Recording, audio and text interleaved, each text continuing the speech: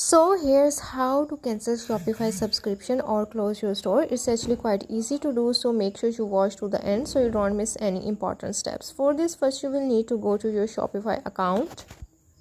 Once you are logged into your account, now here you have to go to the apps section.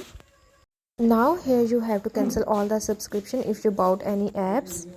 After that, here you have to go to the online store option, and once you go there, now here you have to cancel any domains if you bought already.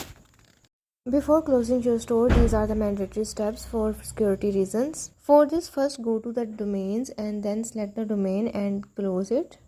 After that, click on the settings, and once you click on the settings, now here you have to click on this option at the top right corner, and now here you have to select this close your store option and then click on the confirmation button. And once you click on it, now here it will ask you to enter your password.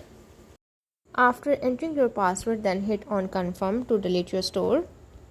So that's how to delete Shopify store.